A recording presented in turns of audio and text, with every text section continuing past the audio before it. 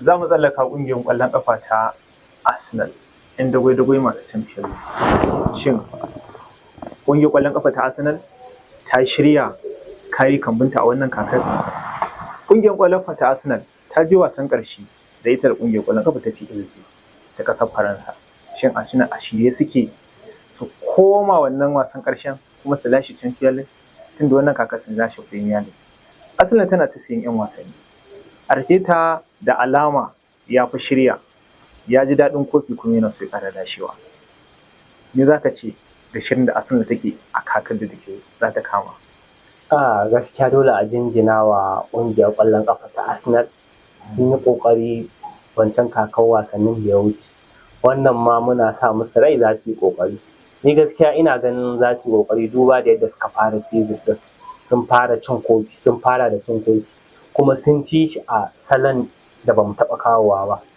Da sai a ringa cewa Arsenal suna ɗan yin harambol, su bal ɗaya su koma kamar yadda suka yi a final, suka ci bal ɗaya suka koma suka bar PSG ta yin bal ɗin.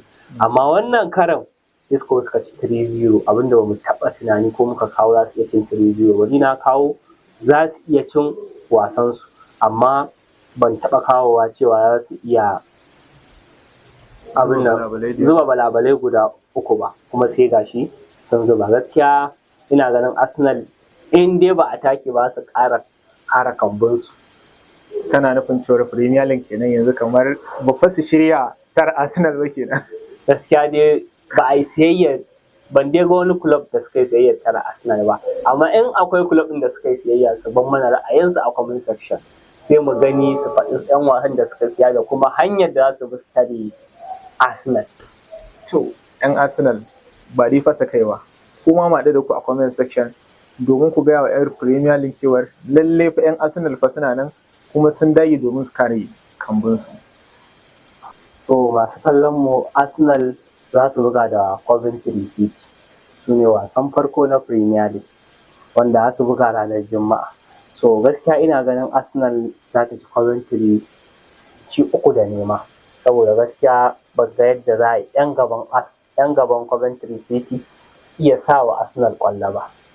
To gaskiya ni dai hasashe na za a tashi kamar 2-0 haka ko 2-1, saboda akwai tumatuman da idan wannan farkon ne daman da ƙarfinsu suke zuwa zan su take, especially aka ce irin babban tim za ka babata. Ni a gani na gaskiya cin ba zai wuce irin 2-0 2-1 ba, balabalan ba za su yi yawa ba.